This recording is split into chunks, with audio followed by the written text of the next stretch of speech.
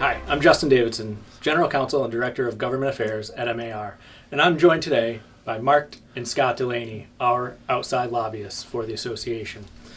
So guys, I wanted to take a minute and go over a couple of questions, maybe give some of the members an inside look at what it is you do here on Beacon Hill on behalf of the association.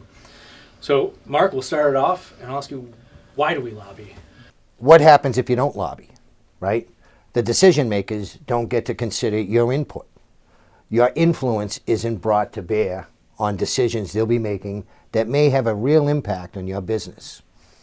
One thing this pandemic has taught every business is that government has great power where they can actually shut your business down. For example, when the governor declared a state of emergency, he issued some executive orders shortly thereafter. Those executive orders prevented real estate professionals from selling properties.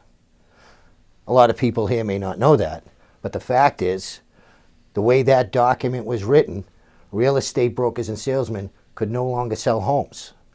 In about a week's time, after assessment by association staff, we engaged the governor's office. And within 1 week, they issued a guidance document interpreting their executive order to say that real estate could continue to be in business. So that's lobbying. Another example in the short term. This past January, paid family medical leave went into effect. That law was created pre-pandemic. The association's outside counsel, an expert in employment law, raised the issue that the way that law was written, real estate brokers and salesmen's commissions would be taxed to fund this program in part with other employers in the state. And this is where I got to give credit to you, Justin, because you took the initiative, you worked the regulatory process, and the end result of that was you got them to issue another interpretive document interpreting the law that it did not apply to real estate brokers and salesmen, because you recognize that not only would they be paying taxes to support that program, but they wouldn't benefit from it. And the fact that the way real estate business is structured, mostly by independent contractor status, there was no reason why real estate brokers and salesmen should have been part of that law. But the way the law was written was a problem. One more example. 25 years ago, we started this journey on zoning reform. 3 main interest groups in that effort. The municipalities who wanted to retain their authority, housing advocates that wanted more affordable housing components, tenant protections that would be very costly. And then there was the state association who was a leader in that, and other real estate groups that said, hey, we need housing. After 25 years of that battle, where do we end up? Housing Choices, a bill that will create housing without the drag of the expenses that the housing advocates wanted. And secondly, you have to take some of the authority away from the municipalities to accomplish that. That's why you lobby. I could go on and on. Thanks, Mark. I think you've given them an idea. And thank you for that compliment. It truly was a team effort. That is our members talking to us about how their businesses operate and us talking to you guys about how we can make changes on Beacon Hill.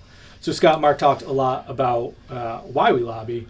How do you lobby during a global pandemic where the State House is closed and you don't have in-person access? Well, yeah, it's strange enough. So the State House closes. Mark and I spend many hours on the Hill, talking about legislators and their staffs. The face-to-face interaction, I mean, it's priceless. We lost that. So where are we now? Most, if not all, are through the telephone and our laptops at home. We have to continue to stay in touch with the members on the Hill, and that's how we continue to do it at this time. So your phone must be on constantly. It's on, it rings. I think I shut it off 2 hours a day. All right. That must be when I try and call you. Can I add to that? Absolutely. The fact that the state association, and it just so happens they're lobbyists, we've been at this for many, many years. That longevity in a situation like this is where it really pays off. The years of getting to know people from the ground up, your former staffers, a lot of them are members, your former rank and file members, our chairman. I went to the current speaker's first fundraiser almost 30 years ago. That longevity, it's not just the lobbyists. The state association has been engaged in government advocacy longer than we've been around. So let's talk a little bit about that. What are we going to look at the start of the session 2021? Yeah, so I'll let Scott speak in a minute. What we're going to see is what everyone expects we're going to see, a focus on the virus, getting rid of the virus, the economy, and the state budget. Those are the top three, the virus being number one, getting people vaccinated, getting this under control, recharging the economy. Hopefully it goes somewhat smoothly, but there's a lot of uncertainty, but those will be the priorities, and I don't see anything else occurring until those three issues are in order, and you're probably focused on that for the next 6 months. Okay, so we get 6 months out, virus is contained. I might be a little optimistic, but let's talk about what comes after COVID and the economy. Where do we go from there? So one issue I see is that I think will be at the forefront is social and economic equity. And when you think about that issue, everyone needs a roof over their head. The real estate market is still considered as a good place to look for resources, revenues. So I think when they start addressing those issues, real estate will be something they'll be looking at as a way to bring social and economic equity, to whether it's minorities or people on the lower rung of our economic scale. And that's one of the reasons why we're introducing this session, the Fair Housing Bill, to require fair housing, continuing education, every renewal cycle for real estate licensees. Any thoughts on introducing that this session? Will that fit into a bit of what the legislature might be looking at? Yeah, I think that's a great bill. The timing couldn't be better. And I'm going to digress just for a second. This is where I have to say, MAR's staff is second to none. The analysis is always spot on. The follow-up information and putting together the case to support the position of the association is, as good as it gets. And here we are, filing legislation for this moment in time. It's exactly what the organization should be doing. So, we think it's absolutely the right move.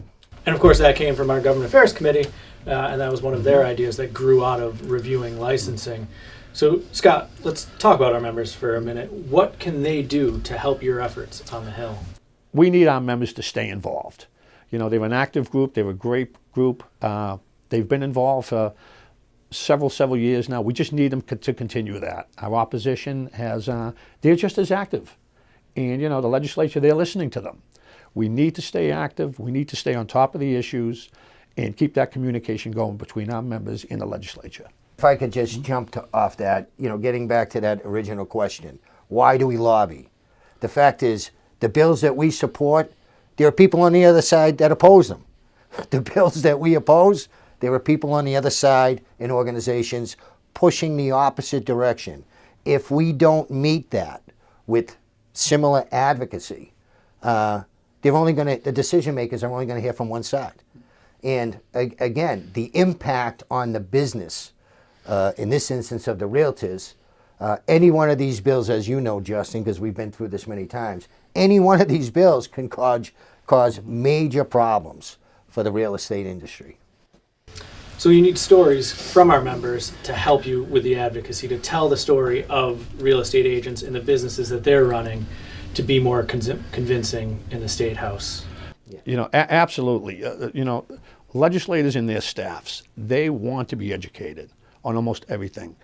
The realtors have to come in and tell them what's going on with their business, what is hurting their business, what can make it more effective, what's good for them and also their communities and housing in general. They need to speak up. Again, legislators and their staff, they want to know. So we have to get that message from our members to the legislature.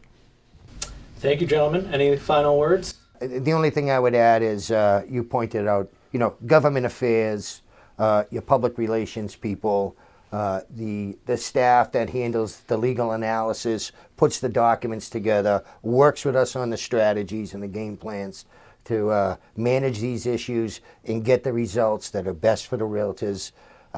They all are part of this effort, part of this team.